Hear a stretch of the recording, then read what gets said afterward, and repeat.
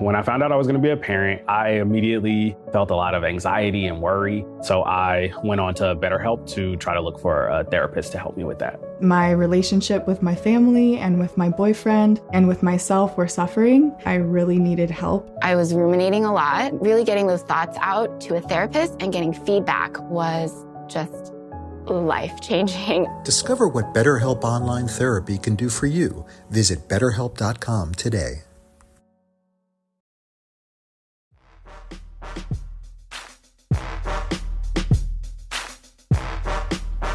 Welcome to the Instagram stories for Tuesday, November 29th. I'm your host, Daniel Hill. The biggest news of the day comes from TikTok, who has launched their updated marketing partners platform to help connect brands with promotional assistance.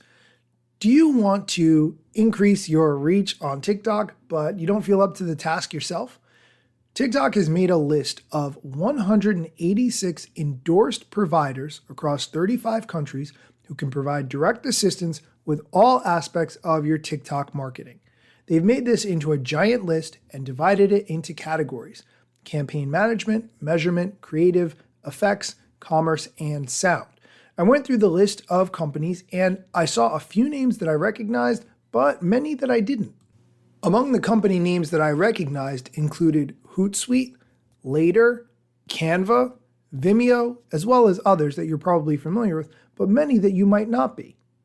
In the commerce category, there are a couple of that I want to call out, including Square, which helps you process credit card payments, and Shopify, which I talk about all the time for building your shopping website experience. Again, there's a ton of companies in here. I'm going to link to the entire list inside the show notes so you can check out the TikTok marketing approved partners if you want to work with one of them. We're going to take a quick break, but when we come back, we're going to talk about some Twitter news. The holidays start here at Kroger with a variety of options to celebrate traditions old and new.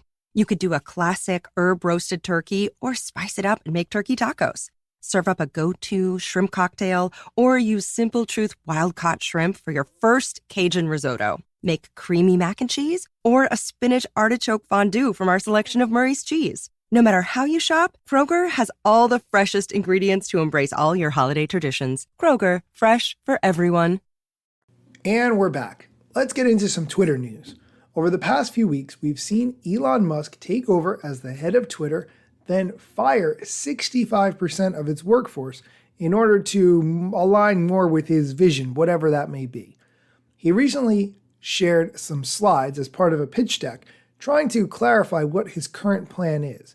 And his current plan shows some growth, but it's very confusing. Let's dive in. If you are someone who uses Twitter a lot, or used to, this may be encouraging because the first slide that he shared showed new user signups are at an all-time high. However, there may be a flip side to that. If you sign up as a new user, you would not be able to qualify to pay for the Twitter blue checkmark, because you would have to have an account that's active for at least 90 days before you can apply to pay that money to get the blue checkmark. Is it possible that people are signing up accounts now so that they can get that blue checkmark and pay for it in a few weeks? I think that's entirely possible, but it's hard to tell at this point.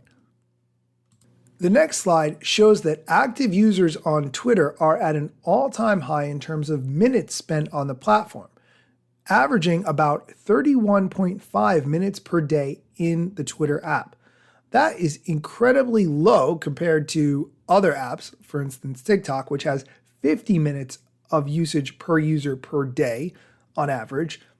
And Twitter's number is higher than I would have thought, but the fact that users are spending 31 minutes per day in the app is a telling stat that people are still invested in this. The other thing I want to highlight in Elon Musk's presentation is something called advertising as entertainment, which is all about giving you a more engaging advertising experience. For instance, if you were to engage with a certain tweet that was an ad, it would give you information to encourage you to engage more with it. For instance, showing you something that it would think you would like based on your reaction.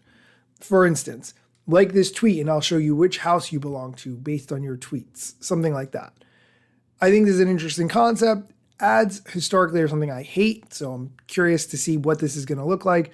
I'm going to link to an article with all these kinds of details, as well as graphics of the slides so you can check it out for yourself. That's going to do it for today's show. Thanks for listening, and be sure to come back tomorrow for more news.